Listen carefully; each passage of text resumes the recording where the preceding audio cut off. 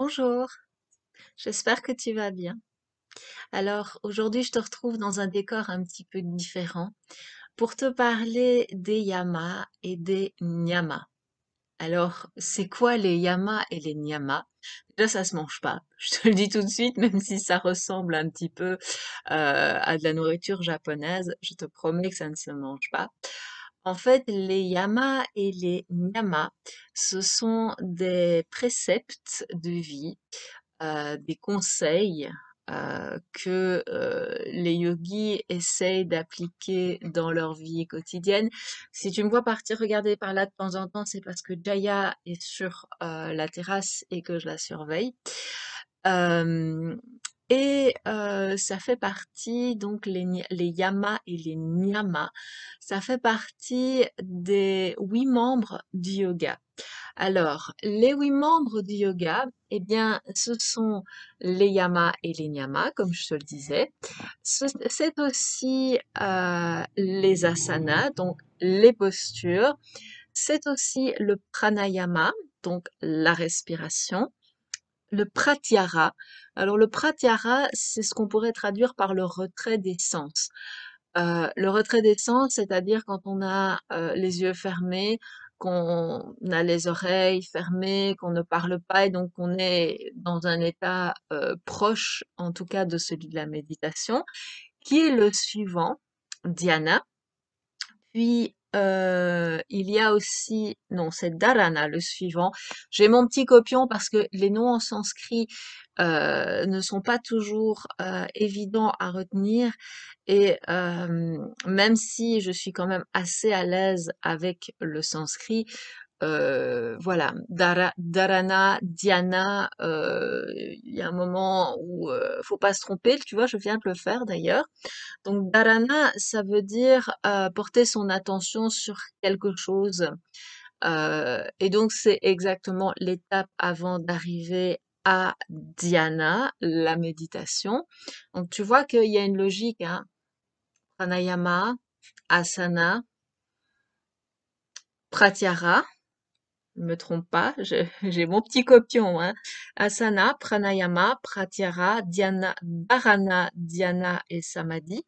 Donc, les pauses, la respiration, le retrait des sens, la concentration sur quelque chose de précis, la méditation et enfin samadhi.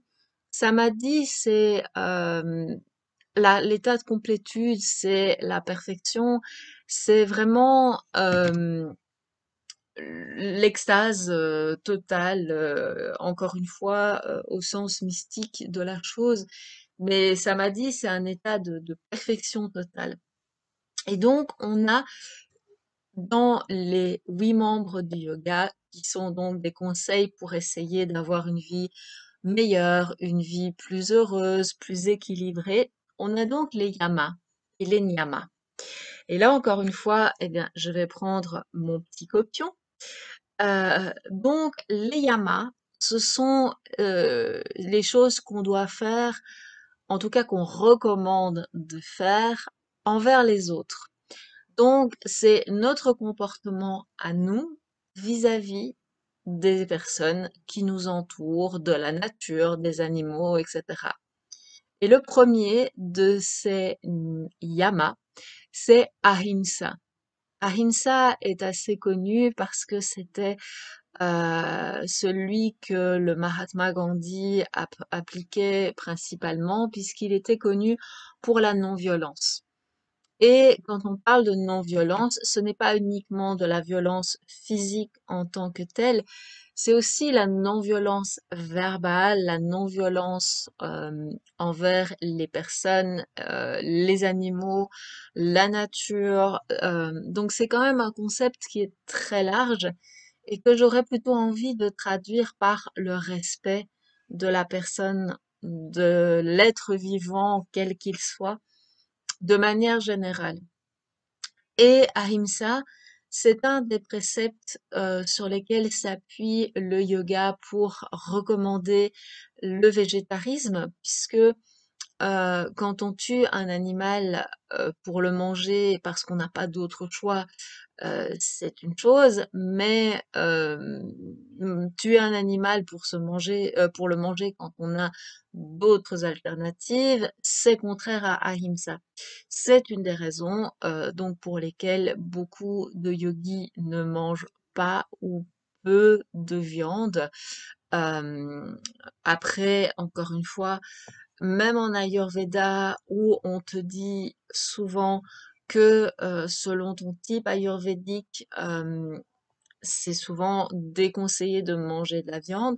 Dans certains cas, par exemple pour les femmes enceintes, les personnes âgées, pour les jeunes enfants et aussi en fonction de ta constitution, on va te dire que c'est acceptable de manger un petit peu de viande. Il faut pas que ça soit tous les jours, évidemment.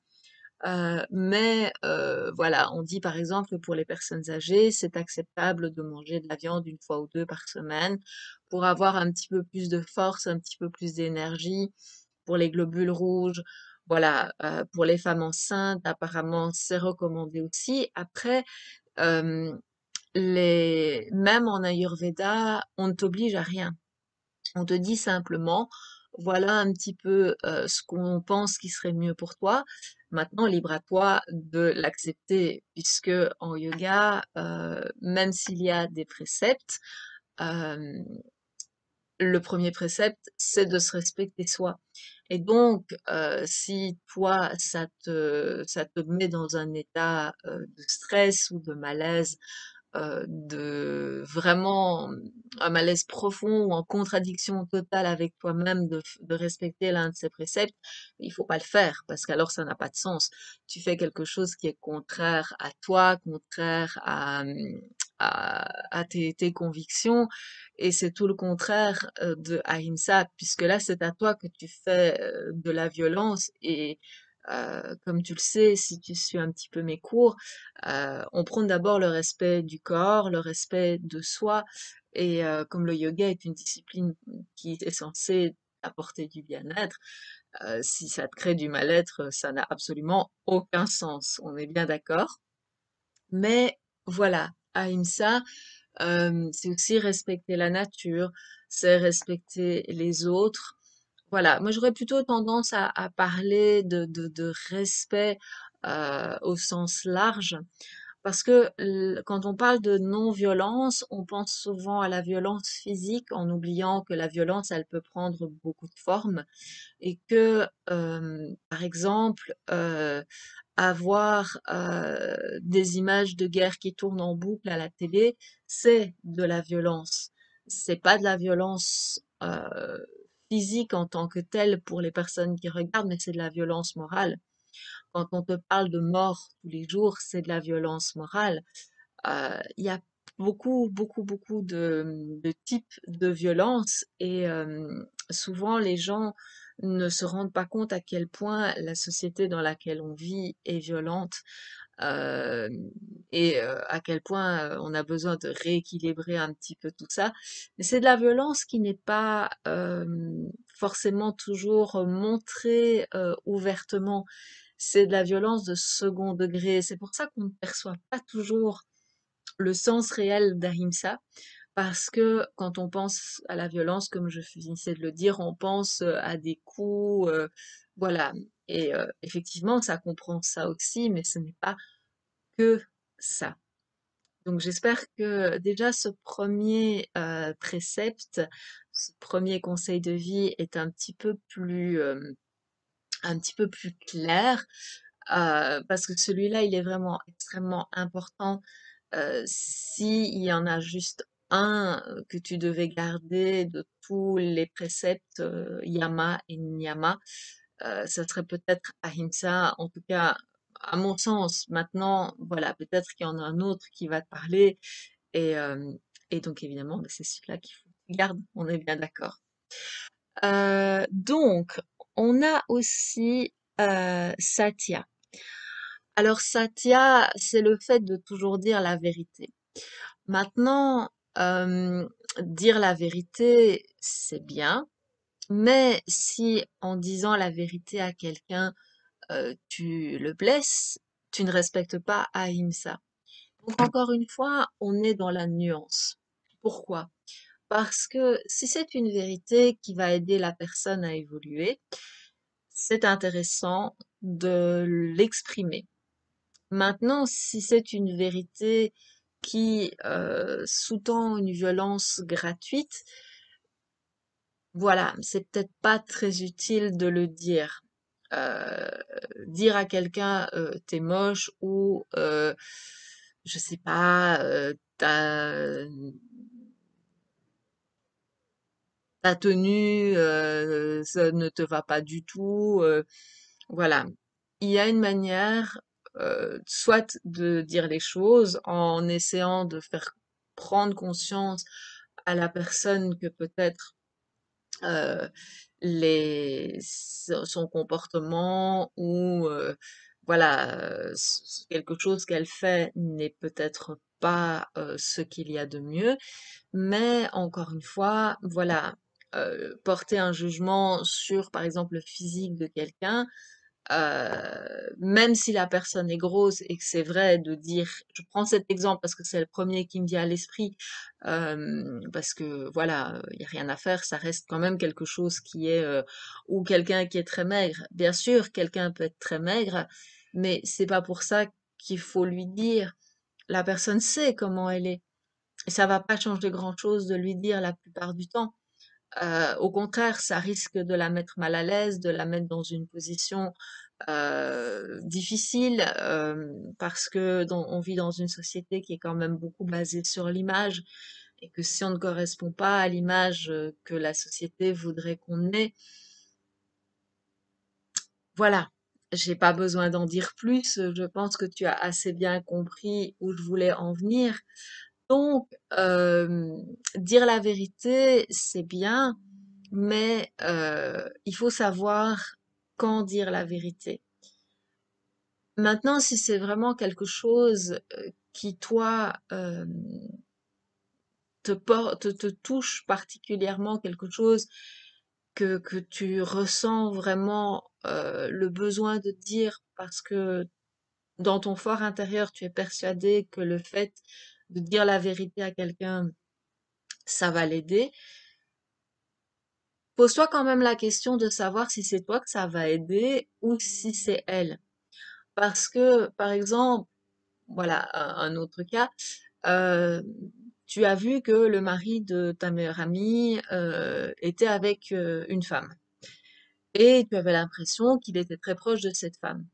Est-ce que c'est vraiment utile de dire à ta meilleure amie que tu as vu son mari avec une femme et qu'ils avaient l'air très proches avec des sous-entendus sans savoir qui est cette femme? C'est peut-être sa sœur, si tu ne connais pas toute la famille de cette personne.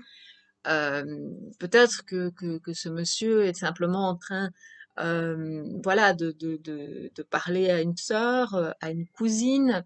Peut-être que, voilà, c'est une amie particulièrement proche et que la personne que tu essayes de prévenir est peut-être au courant de cette amitié et qu'il n'y a rien de répréhensible dans cette action. Donc, c'est toujours important de voir si la vérité peut être utile à la personne. Et donc peut-être qu'avant de dire de but en blanc, ouais, j'ai vu ton mari avec une fille et il avait l'air super proche, ça vaudrait peut-être la peine de te renseigner si le mari a une sœur, si voilà, je sais pas, ou d'en parler avec lui en lui disant, écoute, j'ai vu ça, ça m'a surpris, plutôt que d'aller directement ameuter la personne qui, si ça se trouve, était tout à fait au courant, n'avait rien à dire sur le sujet et bah, risquer de te faire passer pour un oiseau de mauvais augure et comme dans la fable de Pierre et le loup, le jour où tu auras vraiment quelque chose à dire et que ça sera important, la personne ne t'écoutera pas parce qu'elle se dira oui, de toute façon, elle me dit des choses, mais au fond, Voilà, c'est toujours, il n'y a jamais rien de très important. Donc, comme dit le vieux proverbe, tourne cette fois ta langue dans ta bouche, pas dans celle de ton voisin, comme disait un de mes professeurs avant de parler, parce que tu ne sais pas les conséquences que peuvent avoir aussi le fait de dire la vérité. Donc, déjà, tu vois que même dans tous ces préceptes, il y a de la nuance. Il y a des, des choses qui sont proposées, mais que voilà, on n'est qu'au deuxième des cinq yamas et que je parle déjà depuis 15 minutes. Donc, tu vois que c'est pas aussi simple que ça. Voilà. Donc, Satya, c'est vraiment le concept de vérité. Euh, L'honnêteté, c'est bien. Mais encore une fois, voilà, il faut pas dire ce que la personne a envie d'entendre, parce que ça ne sert à rien. On est bien d'accord. Mais encore une fois, il faut aussi savoir sentir si la personne est prête à entendre la vérité. Peut-être que toi, tu es prêt à dire la vérité, mais que la personne n'est pas prête à l'entendre pour l'instant. Mais que d'ici une semaine, 2 semaines, un mois, un an, qu'elle sera prête. Et là, à ce moment-là, tu pourras lui dire. Euh, Parce que il faut essayer vraiment de rester dans ce concept du premier yama, ahimsa, la non-violence. Sinon, tu perds tout le bénéfice de ce que de ce que tu essayes de faire, excuse-moi. Voilà. Et maintenant, bah, je vais passer au troisième yama, parce que sinon cette vidéo va être super longue. Alors, le troisième, c'est asteya, et c'est l'honnêteté. Alors, l'honnêteté, ça veut pas, en français, on a tendance à le rapprocher du fait de dire la vérité, mais l'honnêteté, c'est plutôt dans le concept de ne pas prendre quelque chose à autrui, ou quelque chose qui ne t'appartient pas. C'est plutôt le fait de ne pas voler. Euh, Là, je parle parce que j'ai aussi les traductions anglaises de Asteya, et que même si là, je te parle en français et que je te traduis, enfin, je te donne les traductions françaises des concepts, j'ai aussi la notion anglaise qui est dans un coin de ma tête et donc du coup, ça me permet d'apporter une palette de réponses un petit peu plus large. Donc, Astéa, c'est plutôt, je dirais, plutôt du côté de la convoitise, comme au sens où on le comprend. Donc, ça veut dire que, bah, voilà, si par exemple quelqu'un a quelque chose que toi tu n'as pas, euh, essaye de l'acquérir par tes propres moyens. Prendre quelque chose qui ne t'appartient pas, simplement parce que ça te plaît et que c'est plus facile de prendre. Voilà, le yoga ne cherche pas forcément toujours la voie de la facilité. Euh, et puis, on veut parfois des choses qu'on pense être bonnes pour nous et qu'ils sont peut-être pas. Donc, l'honnêteté, c'est aussi au niveau financier. Donc, euh, j'aurais tendance à dire, voilà, les bons comptes font les bons amis, encore une fois, pour rester dans des concepts euh, qui sont pleins de bon sens. Euh, Essayer d'être juste dans tes actions, dans tes décisions. C'est ça aussi, pour moi, Asteya, c'est ce principe d'équanimité où on essaye de mettre un petit peu tout sur le même pied d'égalité et on essaye, dans la mesure du possible, d'être dans une optique, je vais pas dire de neutralité, mais en tout cas d'équilibre, qui est pas toujours évident. Ça, on le sait.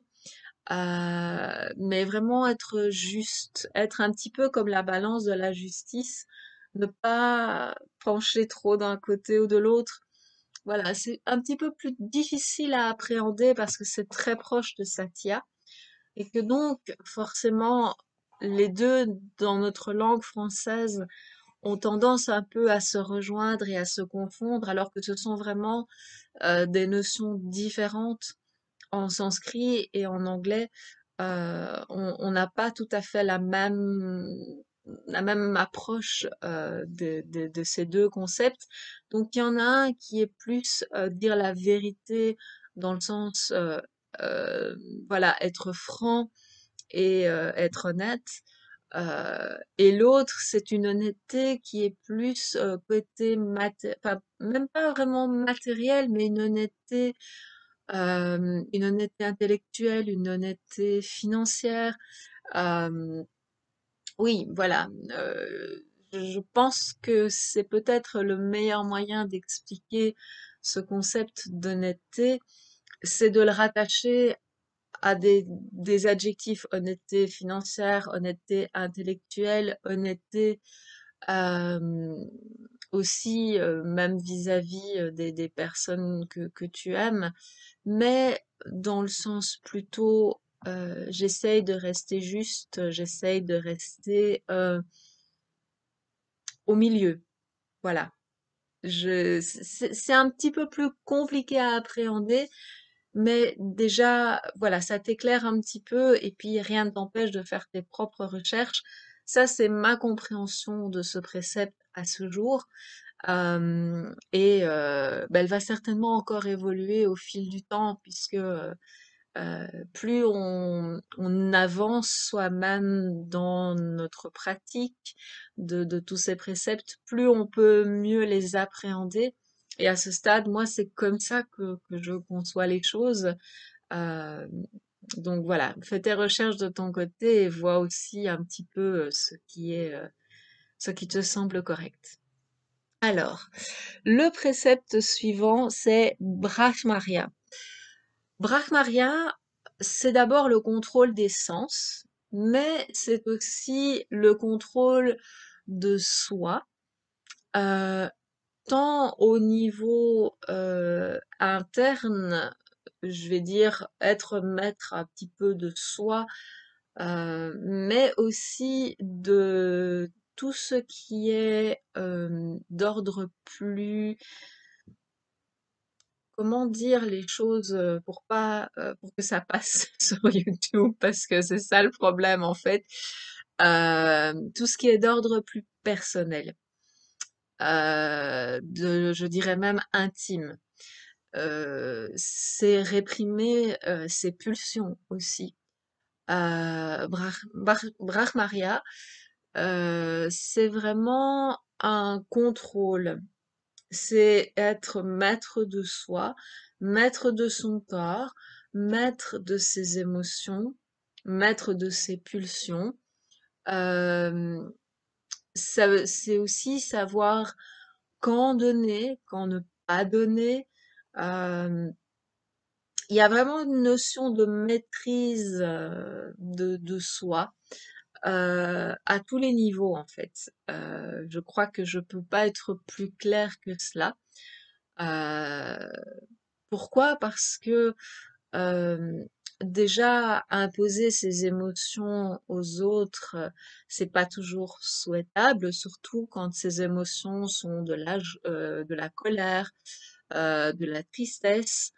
Euh, Tout le monde n'a pas forcément la capacité en permanence de gérer la tristesse des gens, de gérer la colère des gens. Et donc, autant c'est bien de montrer sa joie, autant si tu es face à quelqu'un qui est en deuil, c'est pas toujours une bonne chose d'être dans la joie. On est bien d'accord. C'est bien d'être dans la joie pour lui montrer aussi, au bout d'un certain temps, qu'on peut reprendre goût à la vie. Mais c'est vrai que, voilà, afficher une joie trop manifeste face à quelqu'un qui vient de perdre quelqu'un, c'est pas non plus très en accord avec Ahimsa. À côté de ça, voilà, si toi tu désires quelqu'un et que cette personne ne te désire pas ou n'est pas prêt ou prête à répondre à ton désir au moment où tu le souhaites, c'est dans ce sens-là aussi de pouvoir respecter le fait que la personne qui est en face de toi n'est pas en phase avec ton désir. J'espère que ça sera pas censuré sur YouTube, mais bon, tant pis. S'il faut, bah je couperai le passage, hein, on verra bien. Je sais pas.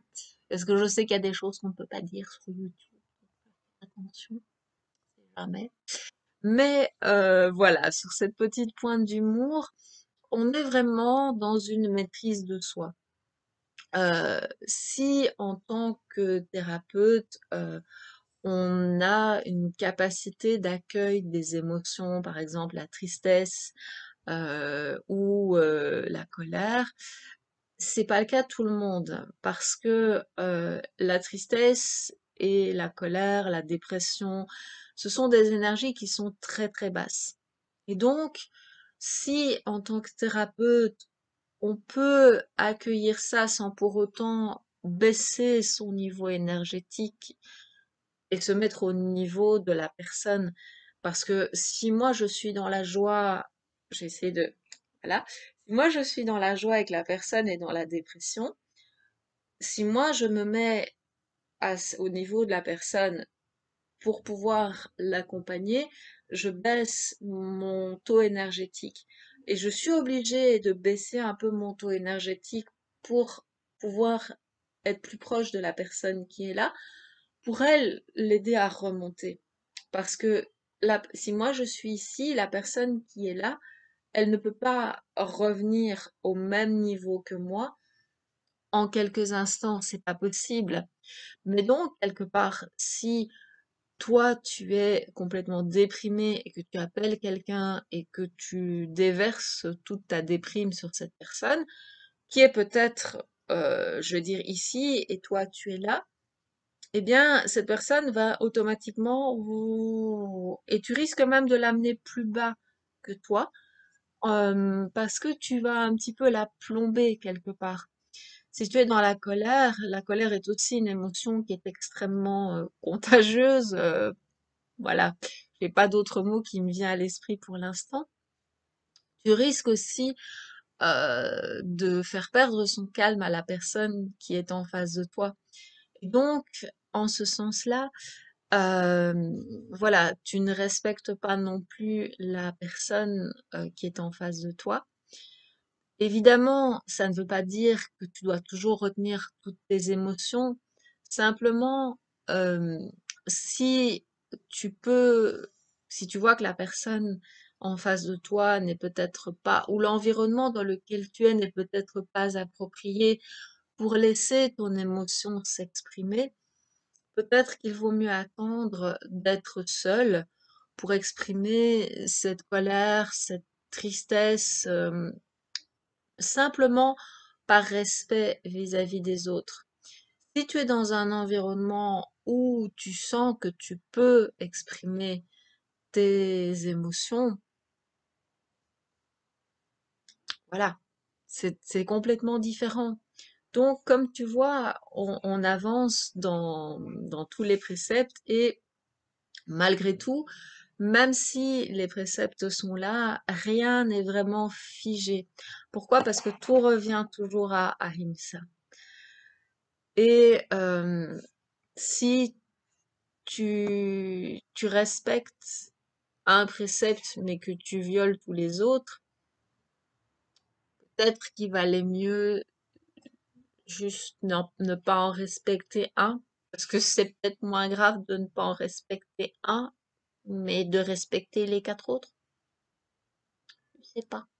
C'est un point de vue. Chacun fait un peu comme il veut, j'ai envie de dire. Mais c'est vrai que moi, personnellement, et là, je parle vraiment pour moi, j'aurais tendance à respecter le principe d'Ahimsa en premier. Et je pense que c'est pour ça qu'il est aussi en premier, parce que c'est le plus important. Et donc, quand j'ai quelque chose à dire, j'essaye toujours de garder ces préceptes en tête. Peut-être pas consciemment en disant gna gna gna, machin, satya. Non, c'est un mécanisme qui est presque naturel où je me dis, ok, si je dis ça, est-ce que je vais respecter ça, ça et ça? Ça se fait automatiquement dans ma tête. Et donc, c'est pour ça que parfois tu me vois chercher un petit peu mes mots, parce que j'essaye de trouver la formulation qui va être la plus adéquate pour que toi qui m'écoutes, tu puisses la recevoir le plus agréablement possible. Euh, Après, il y a des choses que je dois quand même exprimer, mais j'essaye toujours de voir comment, en exprimant ce que j'ai à dire, je vais respecter le plus possible de ces yamas. Tu vois, c'est pas simple hein, parfois. Mais voilà, c'est ma manière de fonctionner. Ça ne veut pas dire que tu es obligé de fonctionner comme ça. Mm, Voilà, c'est juste peut-être que ça te parle et que tu te dis ah oui finalement voilà moi j'ai envie d'essayer de m'appliquer un petit peu à ça. Ou alors bah, peut-être que tu te dis moi je vais déjà essayer de me coller à un parce que celui-là il me paraît important pour moi maintenant dans ma vie et je vais essayer d'appliquer un de ces préceptes. C'est très bien. Il faut commencer par quelque part. Moi j'ai commencé par Ahimsa et puis petit à petit j'ai élargi. J'ai beaucoup pratiqué en fait Asteya. Euh, un mélange d'Asteya et de Satya aussi, dans le sens où je peux dire les choses, mais enfin j'essaye le plus possible en tout cas de dire les choses, mais sans blesser les personnes autour de moi. Après, bon, parfois peut-être que je vexe quelqu'un ou que je blesse quelqu'un sans le vouloir, mais après, on n'est pas non plus, on est responsable des mots qu'on exprime jusqu'à un certain point, mais on n'est pas responsable de la manière dont la personne va recevoir ce qu'on a dit, et surtout si on a vraiment pris soin de respecter tous ces préceptes. Voilà. Alors, il nous reste donc Aparigraha. Tu comprends pourquoi j'ai mon petit copion. Et Aparigraha, c'est vraiment celui qui touche le plus à la matérialité ici, puisque c'est vraiment ici le fait de ne pas convoiter ce qui appartient à quelqu'un d'autre. Donc, euh, on est encore assez proche d'Asteya, le fait de ne pas vouloir euh, prendre, enfin d'être dans l'honnêteté, parce qu'il y a aussi cette notion de vol dans Asteya. Mais là, on est vraiment dans le fait de ne pas prendre ce qui ne t'appartient pas au niveau matériel. Euh, Dans notre société, c'est vrai que c'est quelque chose qui est, je vais pas dire compliqué, mais qui en tout cas revêt un concept un petit peu différent dans le sens où bah, on sait qu'on ne doit pas voler. Maintenant, c'est vrai aussi que beaucoup de gens, quand ils trouvent quelque chose dans la rue, euh, ne vont pas forcément le laisser là où ils l'ont trouvé ou en tout cas poser l'objet de manière à ce que la personne qui l'a perdu puisse le retrouver. Euh, Moi, personnellement, c'est vrai que j'ai quand même plutôt l'habitude soit de ne pas toucher à ce que je vois en rue. Si, comme une fois, j'ai trouvé une paire de lunettes posée sur un appui de fenêtre, j'ai pris une photo, je l'ai postée sur le groupe de l'Altitude 100 parce que bah voilà, une paire de lunettes c'est quand même vachement important. Mais c'est vrai que j'ai tendance à laisser les choses là où je les trouve Pourquoi? Parce que il y a quelques années, subi un cambriolage, que ça m'a pas fait plaisir de perdre des choses qui n'avaient peut-être aucune valeur pour les cambrioleurs, mais qui pour moi avaient une valeur plutôt sentimentale, parce que par exemple les petites boucles d'oreilles en cuivre de ma grand-mère qui étaient cassées et que je ne pouvais même pas porter, mais qui étaient peut-être une des rares possessions de ma grand-mère, ben, ça m'a pas fait très plaisir qu'on me les vole parce que bah, c'était même pas de l'or et que bah, ces boucles d'oreilles ont probablement terminé à la poubelle. Alors après, voilà, est-ce que c'est vraiment important? Oui et non. Oui et non, parce que c'est certain que j'ai pas grand monde à qui léguer ces choses. Maintenant, voilà, c'était aussi une leçon de non-attachement aux possessions matérielles, justement, puisque voilà, ce sont des choses que je gardais parce que ça faisait partie de l'histoire de ma famille. Mais est-ce que c'était vraiment important? Je ne sais pas.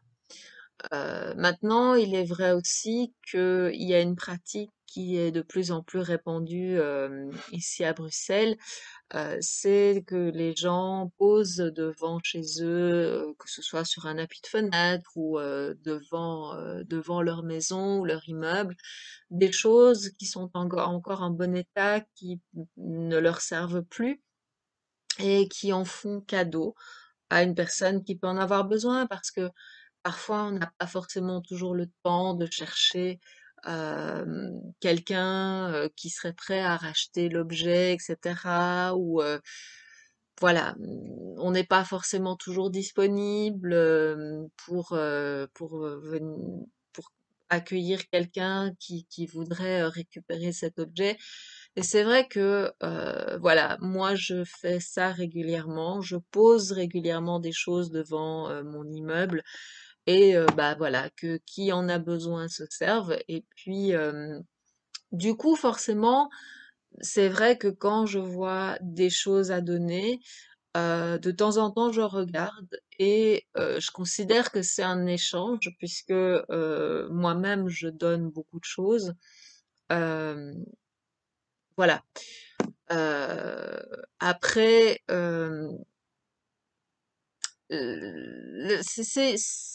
c'est très complexe encore une fois parce que bah, si c'est là, c'est à donner, donc bien sûr tu peux le prendre.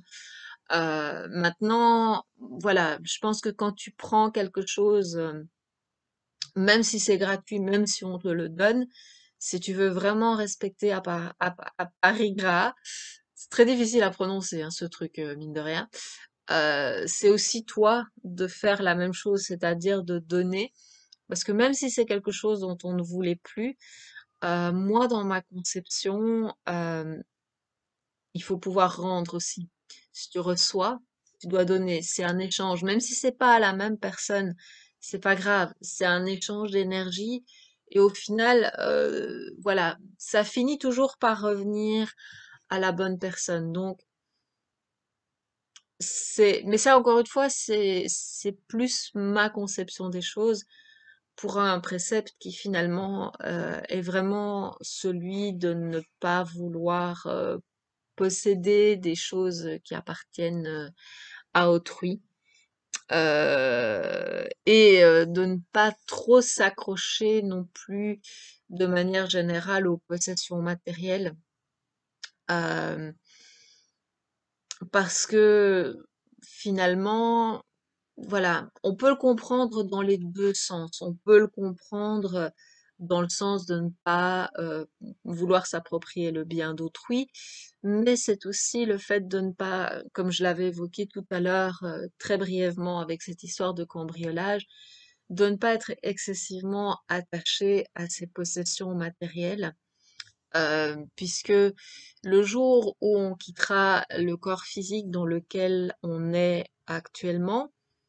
La seule chose qu'on emporte avec nous, ce sont nos connaissances, notre savoir, tout ce qu'on a vécu, toutes nos expériences. Mais voilà, bêtement, ce petit appareil que je tiens dans ma main, euh, le coussin qui est là, que j'ai autour du cou, ça, oui, on peut bien sûr le mettre sur mon corps physique, mais moi, je vais pas pouvoir l'emporter physiquement avec moi. Et donc, euh, est-ce que c'est vraiment si important de posséder toutes ces choses? Si ça te rassure, oui. Mais encore une fois, est-ce qu'il n'y a pas d'autres moyens de te sentir en sécurité que de posséder des choses? Il n'y a pas de mal à posséder. On possède tous des choses dans la société dans laquelle on vit. On possède tous des choses, ne serait-ce qu'un lit. En tout cas, si tu me regardes, tu possèdes au moins un ordinateur ou un smartphone et c'est normal. Il n'y a pas de mal à ça. Je suis pas en train de dire qu'il faut vivre sous les ponts, à la belle étoile. Absolument pas. Simplement, c'est limiter un petit peu les possessions matérielles, peut-être ne pas accumuler, ne pas se sentir rassuré parce qu'on possède beaucoup de choses, euh, et ne pas se dire peut-être que ces possessions matérielles sont celles qui vont vraiment nous apporter ce dont on a besoin. Ça, c'est tout un débat. Et ça va être un petit peu la conclusion de cette vidéo qui dure déjà 40 minutes. Donc voilà, là j'ai presque envie de te laisser méditer un petit peu sur ce concept d'appareil gras et de possession. Est-ce qu'on a besoin de tout ce qu'on possède? Voilà, moi j'ai fait le choix en tout cas, de ne plus, d'essayer de ne plus acheter que ce qui est nécessaire. En tout cas, en ce qui concerne tout ce qui est vêtements, euh, je récupère beaucoup de choses que j'utilisais par le passé. C'est vrai que j'ai la chance aussi de porter la même taille de vêtements que quand j'avais 18-20 ans. Donc forcément, tout ce que j'avais à l'époque, dont je ne me suis pas débarrassée, ben, je peux toujours le porter. Par exemple, le t-shirt que je porte aujourd'hui, c'est un t-shirt que j'ai depuis peut-être 15 ans. Euh, mais le fait d'en avoir un peu plus, parce que oui, il y a une époque où j'ai accumulé, comme beaucoup de monde, parce que bah, la société dans laquelle on vit est quand même une société de consommation. Euh, le fait d'avoir beaucoup de choses m'a permis aussi de garder beaucoup de choses. Mais comme j'ai pas mal déménagé, j'ai aussi donné beaucoup de choses lors de mes déménagements avec grand plaisir parce que voilà, j'ai toujours eu, comme je vis en appartement, j'ai toujours eu ce réflexe assez régulièrement de voir, par exemple, le changement de saison, ce que je mettais plus, de trier donc mes vêtements, de les mettre de côté et de les donner à des personnes qui en avaient besoin ou à qui ça pouvait faire plaisir, tout simplement. Maintenant, c'est vrai que je le fais moins parce que je me suis rendu compte que ce que j'avais euh, en grande partie dans ma garde-robe, c'était des vêtements qui m'allaient. Et j'ai bien l'intention de les utiliser jusqu'à ce que je ne puisse plus, tout simplement pour ne pas devoir racheter. Parce que les vêtements que j'ai sont des vêtements qui sont quand même de qualité correcte et que maintenant, pour avoir des vêtements de qualité correcte, soit il faut les faire par quelqu'un et j'ai la chance de connaître une personne qui coud merveilleusement bien et que donc quand j'ai un vêtement que j'aime particulièrement, et que je sens que si je continue à le mettre comme je le mets, ce vêtement ne sera plus portable dans un laps de temps très court. Donc j'ai la chance de pouvoir lui demander de dupliquer ces vêtements que j'apprécie. Mais c'est vrai que bon, ben voilà, je vais pas lui demander de me faire mes petites culottes. On est bien d'accord. Donc, il y a quand même des choses que j'achète. Voilà, les chaussettes, des culottes, c'est normal. Encore que les chaussettes, je les reprise quand même assez régulièrement. C'est pas de l'avarice, c'est juste que j'ai pas envie de consommer.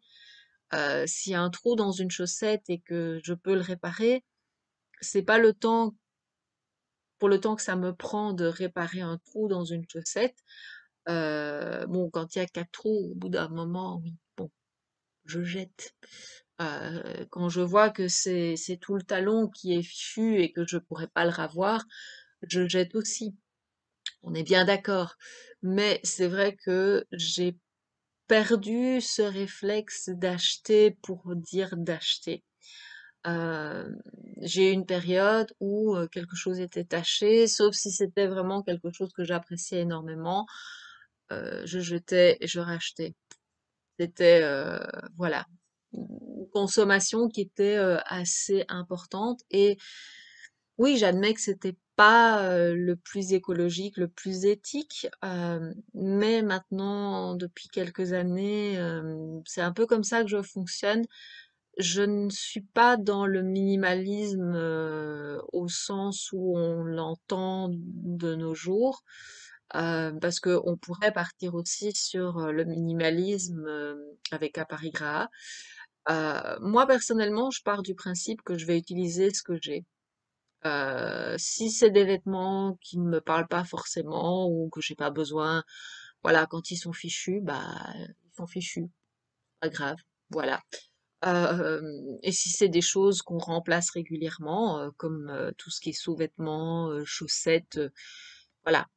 Les chaussures aussi, à un moment, ça s'use, il faut bien en racheter, mais voilà, ça m'est égal si, les vêtements que j'ai ont 15 ans ou 20 ans. Pour moi, tant qu'ils sont en bon état et qui me plaisent et qui me vont, qu'ils soient à la mode ou pas, je m'en fiche un peu, honnêtement, j'ai quand même un physique qui est, pas dans la norme. Je m'habille d'une manière qui est pas dans la norme, donc j'ai pas envie de commencer à m'embêter avec ce genre de détails. Je suis maquillée, façon années 70, hein, aujourd'hui. Heu, voilà, j'assume complètement. Et encore quand je dis maquillée, tu remarques que ce ne sont que mes yeux qui sont maquillés. Mais voilà, moi ça me plaît, et si, bah, les gens trouvent ça démodé, ça m'est complètement égal, vraiment. Parce que, moi c'est comme ça que j'aime me maquiller et pareil pour le maquillage, bah, j'ai un tube de mascara et j'ai, 3 crayons, et j'ai, 2 palettes. Voilà, c'est tout ce que j'ai comme maquillage. J'ai, un crayon vert, enfin 2 crayons verts, un clair et un foncé. J'ai un crayon brun qui me sert aussi pour, mes sourcils. Un tube de mascara parce que ça j'en mets tous les jours et 2 palettes parce que l'hiver j'aime bien de temps en temps de mettre, un petit peu d'autres couleurs. Une palette plutôt, nude, parce que voilà, c'est parfois on n'a pas forcément envie de se maquiller, mais c'est juste l'idée d'avoir une moins mauvaise mine et une palette avec des couleurs pour le fun, et voilà, heu, moi ça me suffit. Honnêtement, ça me suffit. Ça veut pas dire que voilà, je dis que tout le monde doit faire ça et que tout le monde doit avoir, le strict minimum. Loin de là. Si tu as envie, de porter plus de maquillage parce que ça te fait plaisir et que tu aimes ça, fais-toi plaisir. Vraiment, fais-toi plaisir. C'est vraiment pas un problème. Mais voilà, c'est simplement pour rester sur le concept de non-possession, enfin de non-attachement aux possessions. Heu, c'est vrai que le maquillage, ça a jamais été quelque chose, voilà, dans lequel j'ai investi beaucoup d'argent. Hem, je me maquille très peu de manière générale. Voilà. Et encore le crayon, j'ai repris ça depuis quelque temps, mais c'est pas quelque chose que je consomme beaucoup. Et mes vernis à ongles, ben, j'en ai plusieurs, mais je les garde jusqu'à ce que je puisse plus du tout les utiliser. Donc voilà. Donc, comme je ne vais pas pouvoir te parler des nyamas sur cette vidéo, eh bien, je vais l'arrêter ici. Voilà, en t'invitant peut-être, si tu le souhaites, à réfléchir sur ce concept de non-attachement aux possessions matérielles. Grand débat qui pourrait durer 2 heures, mais c'est pas le but. Donc voilà, ben, je te remercie d'avoir pris le temps d'écouter cette vidéo donc sur les yamas. Les nyamas suivront et ben, je te souhaite une bonne journée ou une bonne fin de journée et je te dis à très bientôt. Namasté.